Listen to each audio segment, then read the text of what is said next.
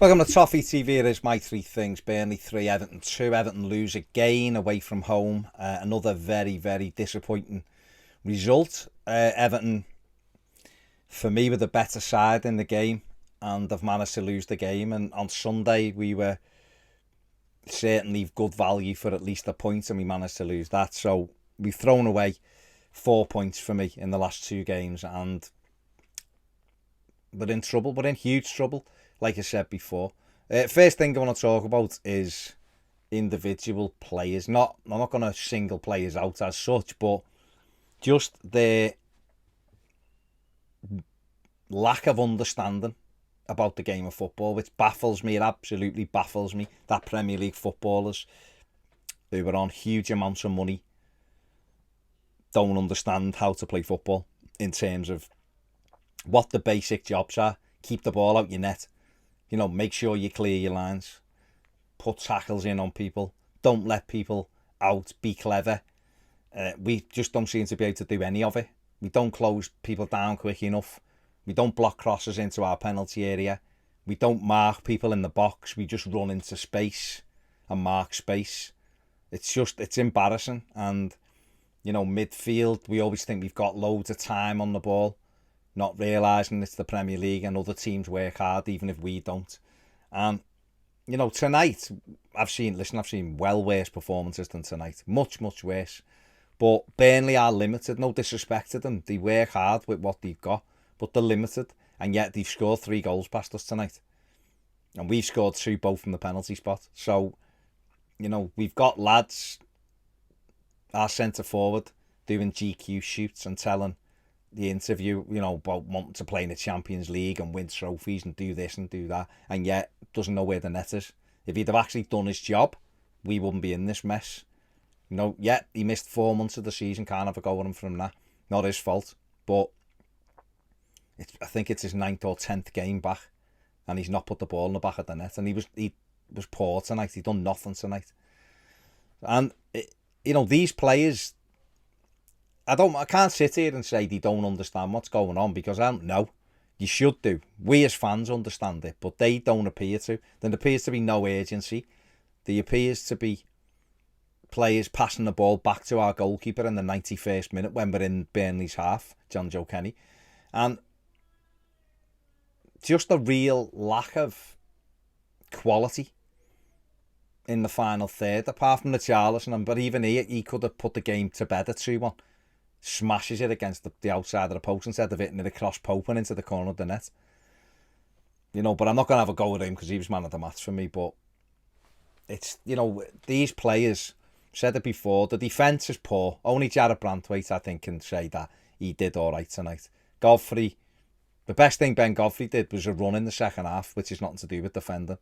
Holgate was in midfield, got himself booked, so he was on the periphery the whole thing after that. Mikalenko just looks terrified. Does some nice things, put a couple of good crosses in. And then the next minute, when you've got the opportunity to get it out your feet and deliver, he turns and knocks it back because it's like he doesn't want to give the ball away. John Joe Kenny, for me, isn't good enough to be Everton's right back. But collectively, just as a unit, they're not good enough. The goalkeeper isn't organising well enough. And it's just so frustrating because the money that's being spent to watch a collection of players like that, it's just really poor. It's really, really poor. And we're in big trouble. We're in huge trouble now. We really are. Second thing I'll talk about is Frank Lampard. I think I've backed him the whole way through, and I still do back him, but it'd be ridiculous to absolve him of any kind of blame at all. Yes, he's not. This problem was going on before he got to the football club, but he's not been able to work out how to get results away from home. We've lost every away game he's been in charge of, and that's shocking. Really, it's really bad. I know Benitez. Don't get me wrong. Benitez's record wasn't much better, by the way. 2 draws from August to January. But really, really poor. Norwich at bottom, we lost to them away. Burnley, but in the bottom 3, we lost to them away. Watford battered us at home. And that tells you where we are. We've lost more games than any, anyone outside the bottom two. And he hasn't been able to, making his substitutions that do baffle me. I'm not going to lie. I can't sit here and go, bringing Ron. He brought Rondon on. Where did he go and play? Kind of like in midfield. It was pathetic. Does he not want to put Dele on because it's the money side? I don't know. We might have been told, unless you're really going to use him, don't use him because of FFP. We'll use him next year. I don't know. But if Dele can't get on there when we're chasing a goal against the limited side, then it's probably time to just let him go in the summer. It's baffling, isn't it? El Ghazi, where's he? So the manager has got some things to answer for, definitely. Substitutions, like you say, being a big one for me. He can't control how poor our players are. I get that. To keep making mistakes that children don't make. But he's under pressure. And I honestly, if Everton get relegated, I would still keep him. But I don't know if this board will. And where do we go? Where do we go from that in the summer? So I think he's got to somehow figure out how to even stop the rot away from home. Just grab a point at Watford or something. Go to Leicester and do this. I don't know. We can't seem to stop people scoring goals against us away. But, I think Frank needs to have a look at it, and the coaching staff needs to look at what's going on and be able to come up with a plan. Because at the moment, we're heading fast into the Championship, which is words I never thought I'd say, to be honest. And finally, I don't really know what the third point would be, but I guess it would be the board and the people in charge right at the very top of this club. I kind of touched on it in my instant match reaction, and I tried to stay away from it on this run-in just because I felt like we all needed to pull in the same direction to stay up. But we've had kind of 9 games since Frank Lampard was appointed as Everton manager, and we're still in a terrible position. And this position hasn't come from Frank Lampard, by the way.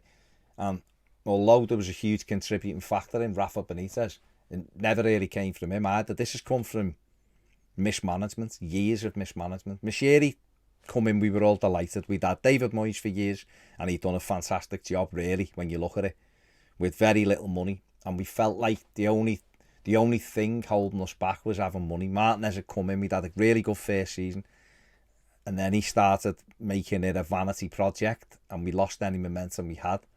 But then we got Moshiri, and he had ideas of grandeur, and we were all excited to see where it went. And it's been an unmitigated disaster since, in football terms. The money we've wasted, the recruitment's pathetic. We've got a squad of players playing in the most athletic league in the world, and hardly any of them are athletes. Hardly any of them can run. They're so one-paced. Ben Godfrey showed in the second half, when you pick the ball up and run, if you're quick and strong, it got us 60. It got us to the edge of Burnley's penalty area, and yet nobody was able to do that. No midfielder was able to do it. No winger. It's embarrassing. I'm not saying Gordon didn't, because Gordon I thought had a good game. I thought the 2 wingers actually were Everton's best 2 players, but apart from Branthwaite. But I just mean able to take us up the pitch. It's been terrible, and it's been overseen by a board that has had people on it for years now. Yes, the chairman. Talking about the chairman. I'm talking about the CEO. And I honestly think when we get to the summer, there's got to be changes. This club has been going in the wrong direction, and they've not been able to arrest it. They've allowed the owner to make decisions, like Rafa Benitez, for argument's sake, El Ghazi in January window, when nobody, Rafa Benitez, whether you like him, hate him, whatever, didn't want El Ghazi, said he didn't need him. Wide is probably the place where we've got, whether you'd agree, but where we've got, certainly in terms of numbers, we've got the most depth. And all of this has just been allowed to go on. And I don't see as a board how you can remain in place. If Everton lose their top flight status after 71 years, you all have to resign, in my opinion. And it needs fresh eyes, and it needs someone to come in and actually take hold of the club by the scruff of the neck and try to take it in the right direction.